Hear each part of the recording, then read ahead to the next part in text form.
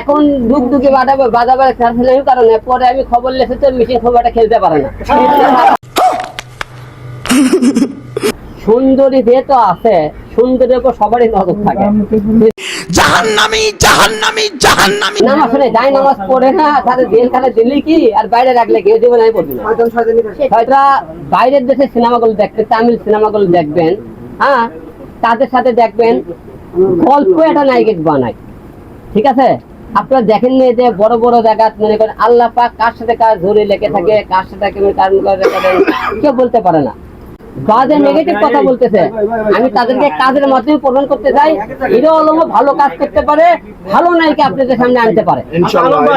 থেকে বেরোয় নতুন চমক 10টা নায়িকা নিয়ে আপনি হাজির। এর পরবর্তীতে মানে কি প্ল্যানিং করছেন, পরিকল্পনা কি আপনার? সামনে যেহেতু রমজান, আমরা রমজানের মধ্যে আমরা হয়তো তেমন কিছু আপনি ভালো উপহার কাজ দিতে পারবো না রমজান উপলক্ষে, কিন্তু রমজানের পরে বিশ্বে অনেক ধামাকা কাজ আসছে, আশা রাখতেছি। ভাই আপনার পাশেই দেখতে পাচ্ছি আপনার চেয়ে লম্বা একজন নায়িকা, আপনি তাকে জড়িয়ে ধরে রাখতে পারবেন তো? ভাবি আমরা নায়িকা অনেক টাইমে অনেকে এরকম কথা বলে, আমরা নায়িকা চিন্তা আমরা করি একটা মেয়ের স্বপ্ন সে মিডিয়াতে কাজ করবে, আমি এই স্বপ্নটা পূরণ করার চেষ্টা করি, এর বাইরে আর কিছু না, ঠিক আছে। এরাই মনে করেন একদিন এই যেমন যে কটা মেয়ে দেখবেন আমাদের আরেকজন হিরো হিসেবে দাবি করে, ডানে বাই যে মেয়েগুলো নিয়ে কথা বলে সব করে মেয়ে আমার তৈরি, এইগুলো মেয়ে আমারই কথা বলে, এরা আবার ওখানে দেখে আলম নিয়ে বদনাম করতেছে দেখবেন, সেই গুণে তারা মনে করে বদনাম করতেছে, তারাই আবার ঘুরে ফিরে করছে আলম ভাই আবার আমার কাছে আসতে চাইতেছে।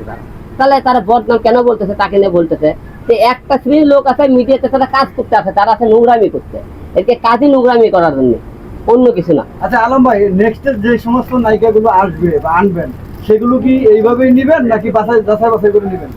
না, আমরা চেষ্টা করি মিডিয়াতে কাজ করবি, তবে এখনকার যে মেয়েগুলোর অবশ্যই কোয়ালিটিফুল হয়, আগে যারা করছি এখনকার যে মেয়েগুলো আমরা কোয়ালিটিফুল, সবাই তাহলে মনে করা হিরো আলম এখনকার মেয়েগুলো কোয়ালিটিফুল কাজ করতেছে, কাজের উন্নতি আছে, মেয়েগুলো খুব ভালো, আশা রাখবো। আলম ভাই, আপনার এই আজকে এই 10 জন নায়িকা আপনার পিছনে, আপনি যখন জেলে গেছেন এই 10 জন নায়িকার একজন নায়িকা আমরা দেখি নাই, মিডিয়াতে কথা বলতেও দেখি নাই। আমি তো অনেকজনেই দেখছি যে আপনারা নিয়ে আলোচনা বা সমালোচনা করেছে, আপনার যারা নায়িকা তারা বলেছে যে সে ভালো না, পচা বলে না। এই ছিল ইন্টারভিউ দিতে, এই আমার কাছে আজ আপু আছে, আপু সামনে আছে, এই আপু কথা বলছে, আপনি দেখবেন অনেকে কথা বলছে, কিন্তু 2-4 জন হচ্ছে আর 2-4 জন যারা আমার ছিল রবিন কথা বলছে, হ্যাঁ, এবং আচ্ছা আর 2-4 জন যারা কথা বিপক্ষে কথা বলছে তাদেরকে বলানো হয়েছে, হ্যাঁ, এই মেয়েদেরকে তাকে বলানো হয়েছে হিরো আলমের বিরুদ্ধে কথা বলো, হিরো আলম খারাপ ছিল।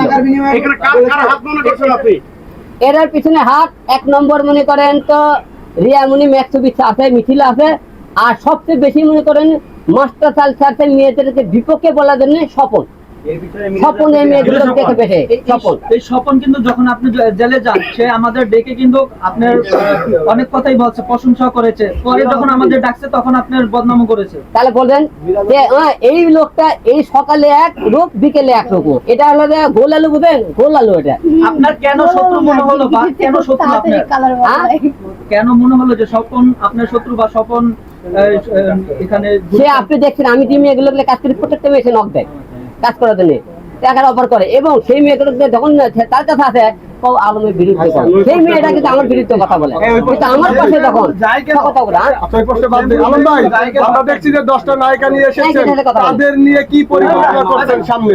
আপনি নায়িকাদের সাথে একটা কথা বলেন, আপনার পরিকল্পনা জানতে চাই। আমার পরিকল্পনা যেহেতু না তাদেরকে নিয়ে কাজ করতে হয়, আপনারা একটা বলুক, হ্যাঁ, আপনারা বাইরের দেশের সিনেমাগুলো দেখবেন, তামিল সিনেমাগুলো দেখবেন, হ্যাঁ, তাদের সাথে দেখবেন গল্প একটা নায়িকা বানায়, ঠিক আছে। আপনারা দেখেন নি যে বড় বড় জায়গা মনে করেন আল্লাহ পাক কার সাথে কার জড়িয়ে লেগে থাকে, কার সাথে কেউ বলতে পারে না, কিন্তু আপনারা এই জায়গার মোটা চিকন দেখেন কেন? আমি মোটা চিকন কেন দেখলেন? ধরেন এই মেয়েটা স্বপ্ন সেই মিডিয়াতে কাজ করবে, হ্যাঁ, হ্যাঁ, তার স্বপ্নে হিরো আলমের সাথে কাজ করবে, ধরেন তাই হিরো আলমের সাথে কাজ করতে বলে সে মোটা আসছে। যখন আমরা যখন মনে করি ক্যামেরাতে গেট আপ মেকআপে দাঁড়াই তখন তো দেখতে হবে ম্যাচিং হয়ে যায়, এটা আমরা ম্যাচিং করতে পারি। এই জায়গা তো আপনারা মনিকের সিরিয়াল বাজে মন্তব্য, এটা তারপরে এই যে লাভলি কাজ করতেছে অনেকদিন ধরে, আমার আশেপাশে আপু কাজ করতেছে, এই কাজ করতে নতুন আরো অনেক মেয়েগুলো আমার সামনে কাজ করতেছে, হ্যাঁ, কিন্তু এটা আপনারা মানুষের ভুল ধারণা, যে একটা মেয়ে মোটা হোক নম্বর হোক চিকন এইটা কোনো ফ্যাক্টর না, গল্পই একটা ফ্যাক্টর। আমরা তখন একটা গল্প তৈরি করবো, সেই গল্পই স্টোরিতে বলে দিবি এই নায়িকাটা তার সাথে মানাইছে। নায়িকা তখন নায়িকা দেখে না, মানুষ গল্প দেখে, তার নায়িকার অভিনয় দেখে, তার মনে লুক দেখে, এটাই হলো সবচেয়ে মজা। আর এক শ্রেণীর লোক আছে তারা দেখতেছে আহারে হিরো আলমের মতো একটা দেখতে একটা কুচ্ছিত তার সুন্দর সুন্দর কি সুন্দর একটা আপেলের মতো মেয়েগুলো যাদের থাকে তারা সকল মন সকল কামড়ায়, সকল নিতে আমাকে বাদে মন্তব্য করে। আচ্ছা, হিরো আলমের সিনেমা কোনো চমক আসবে? এই যে আমাদের আপনার রেল স্টেশনে আমরা যে আপনার একটা গান করছিলাম, দেখেছিলেন মেট্রো রেলে, এই গানটা রিলিজ হবে। এছাড়াও আমাদের মানে আরো কিছু গান আসতেছে। আমরা ভাই আলম ভাই আপনি দুধ দিয়ে গোসল করার সময় ম্যাক্সিমামকে বলেছিলেন যে তোর হোল গেট আমি ডুকডুকি বাজাবো, আপনি তো এখন তো সে তো ইয়ের সাথে আছে, রিয়ামনির সাথে আছে, আপনি এখন কি বলবেন? এখন ডুগডুগি বাজাবার কারণে পরে আমি খবর লেখে তো মিটিং খবরটা খেলতে পারে না। আচ্ছা আলম ভাই, আমরা দেখেছি যে আপনি যাকেই নায়িকা বানান তাকেই ম্যাক্সো বেরিয়ে যায়। এখন আপনার বাম পাশে অনেক সুন্দর একজন নায়িকা নিয়ে এসেছেন, তাকেও কি আবার নিয়ে যাবে নাকি? সুন্দরী যেহেতু আছে, সুন্দরের উপর সবারই নজর থাকে, নজর দিকে পটে পটে নিয়ে যেতে চাইতে নিয়ে যাবে, সমস্যা নাই। তার মানে আপনার আফসোস নেই? আমি কোথাও যাব না হিরো আলমকে ছেড়ে। আচ্ছা আপু, আপনি জানতে এটা চাই, সবাই বলে এটা মিথ্যা কথা। আলম ভাই আপনার নাকি সিনেমা সেন্সর সব করতে, এক না। আলম ভাই আপনার একটা সিনেমা আসার কথা ছিল, সেন্সর থেকে নাকি এদিকে যায় নাই, সেন্সর করাই নাই, আসলে এটা নিয়ে একটু বলেন, আসলে ঘটনা কি? এখন আমি ভাই 20 দিন আমি ছিলাম না, এখন সেন্সরের খবর নিতে পারি না, এখন এই বিষয়ে আমি এখন মন্তব্য করতে পারলাম না। ঈদে তো অনেক সিনেমাই আসতেছে, আপনার কোনো আমার সেন্সরের সিনেমা জমা দেওয়া আছে, বহুত লড়াই। এখন সিনেমার এখন কি হয়েছে না আসলে, যেহেতু জেলখানায় ছিলাম, এই বিষয়ে আমি যেহেতু জানি না, এদের মন্তব্য করতে পারলাম না। বন্দি খাই আর নামাজ পড়া ছাড়া আর উপায় নেই। আলম ভাই, আচ্ছা ভাই আলম ভাই নামাজ পড়ে আমি এদের পর শেষ করি, তারপরে আমি যাই। নামাজ পড়ে না, আসলে তাদের কি একবার জেলখানায় যাওয়া উচিত কিনা আপনি মনে করেন? নামাজ শুনে যাই, নামাজ পড়ে না, তাদের জেলখানায় দিলি কি আর বাইরে রাখলে কেউ জীবন আমি পড়বি না, শয়তানি থাকে। আচ্ছা আপু, আপনি যে কথাটা বলেছেন না, কেউ লাইভ আছেন? আপু যাই বলেন, সে জেল থেকে জামিন পাওয়ার জন্য কি আপনি রোজা বা নামাজ পড়েছেন তার জন্য? করেছি তার জন্য মোনাজাতে হাত তুলে বলছি যে আল্লাহ তাকে যেন তাড়াতাড়ি মুক্ত করে দেওয়া হয়, কারণ সে তো মিথ্যা মামলায় জেলে ছিল। এটা সত্যি মানে আমাদের সবার কাছে এটা অনেক কষ্টজনক যে সে মিথ্যা মামলাতে জেলে গিয়েছে। এই জন্য আমরা তার জন্য সংবাদ সম্মেলন করেছি। তারপরে আল্লাহর কাছে নামাজে বসে বলছি যে আল্লাহ তাকে যেন তাড়াতাড়ি মুক্ত করে দেওয়া হয়। ফাইনালি সে বের হয়েছে, এই জন্য আমাদের কাছে অনেক ভালো লাগছে।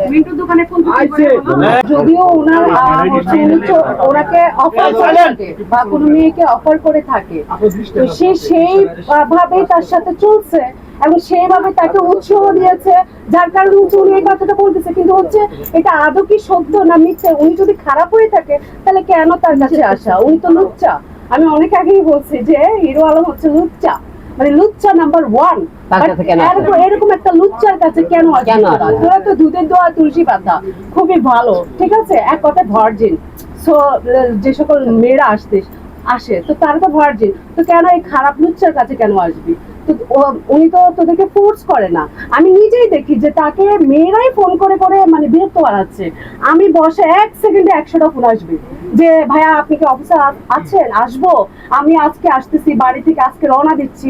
এই যে আজকে ওই যে তামান্না নামের আরেকটা মেয়েও কিন্তু ইদানিং বদনাম করেছে, ঠিক আছে, সেই মেয়ে আবার ফোন দিচ্ছে আসার জন্য। মানে একবার ওনার নামে বদনাম করে ওই দিকে গিয়ে আবার ওই লোকের বদনাম আবার হের কাছে করে। এই ধরনের মেয়েদেরকে, এগুলোকে আমি মনে করি যে হচ্ছে ভাইরাস কি। এদেরকে যদি আপনি আপনার কাছে একসেপ্ট করেন তাহলে হচ্ছে আপনার জন্য আরো খারাপ হবে। আপনার যে আগে যে একটা সম্মান ছিল হিরো আলমের, সেই সম্মানটুকু অব্দি এই রিসেন্টলি কিছু কাজকর্মের কারণেই হচ্ছে ওনার এই সম্মানটা নষ্ট হয়েছে।